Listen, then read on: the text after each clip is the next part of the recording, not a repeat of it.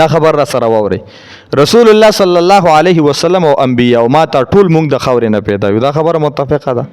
قرآن مجید آیت مبارکه ده. الله فرمای منها خلقناکم وفيها نعيدكم ومنها نخرجكم تارة اخرى. د خاورې نه پیدا یې، په خاوره کې به خخېږئ او قیامت پر ورځ به د خاورې نه راپاسئ. خبره پوهېږئ؟ مونږ چرته خخېږو په خاوره کې؟ انبیاء چرته خخ دي؟ خاوره کې. صحابه چرته خخ دي؟ ټول د خاورې نه پیدا یو کنه. خو فرق شته. څه فرق شته ده؟ فرق څه ده؟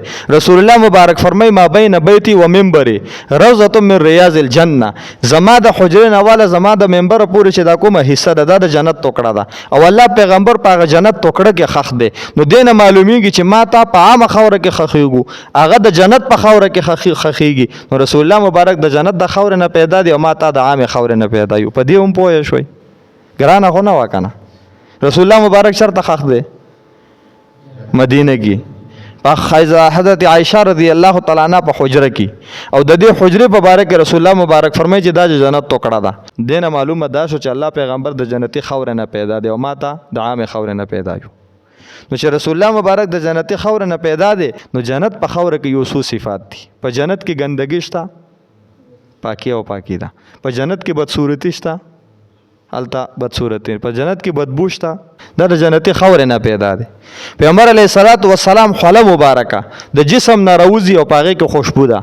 معلومیږي دا چې دا د جنتی خوره نه پیدا دی. په دې کې د خوشبو ده، په دې کې د جنت په خوره کې بدبو نشته.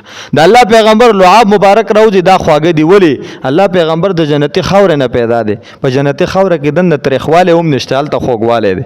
پیغمبر علیه الصلاۃ والسلام دونه خوبصورت دی چې الله رب العزت دا رسول الله مبارک د حسن تفسیری کړی دی. د دنیا مورخین مفسرین دا سیرت والا کتابونه په دې باندې سونه تفسیرونه قرآن مجید ټول د رسول الله مبارک سیرت دی. الله د پیغمبر ظاهری سیرت دونه د چې کتابونه د مکتبې ته ډکې دي. د رسول الله مبارک هغه ظاهری صورت هم لا تر اوسه پورې دوی دغه حق نه دی ادا کړي. د الله د پیغمبر اخلاق څنګه وو، د الله د پیغمبر نیت به څنګه وو، د الله د پیغمبر حساسات سو، د الله د پیغمبر جذبات سو، د الله د پیغمبر اراده سو، د الله د پیغمبر میشن سو. د رسول الله مبارک چې کوم تصور او کوم خیالات هغه خو دوی ته لا پته هم نشه. خدای خبر شغه بل اسونه صفا او ظاهر دونه صفا او پوهیږي کبه پوه نه شوي. نو رسول الله صلی الله علیه وسلم دونه خوبصورت ولید ځکه الته بدصورتی نشته په جنت کې. دا جنتی خوره نه پیدا ده. او سوال دا پیدا کیږي چې رسول الله مبارک د جنتی خوره نه پیدا دی او د الله پیغمبر خوبصورت اوم دی. د الله پیغمبر په جسم کې خوشبو مشته ده. د الله پیغمبر په جسم کې ګندګي هم نشته، پاکي هم مشته ده. د الله د پیغمبر بولو برات دا هم پاک دي ځکه د جنتی خوره نه پیدا دي. نو متصل بس دا سوال پیدا کیږي چې بیا رسول الله مبارک ته خلا ولې راځي، بیا رسول الله مبارک ته لعاب ولې راځي، بیا رسول الله مبارک ته بولو برات ول دا هم په جنت کې نشته، دا ولې راځي؟ مونږ دا ورته ځکه راځي چې په دنیا کې ده. سترته ده دنیا کې ده پیدا ده د جنتی خوره نه اوسېږي په دنیا کې. د جنت د خوره د جسم تقاضا کوي چې زه خلا نه مانم، زه جنت نه پیدا یم. دنیا وای چې نه چې دلته اوسېږي خلا به خامخای.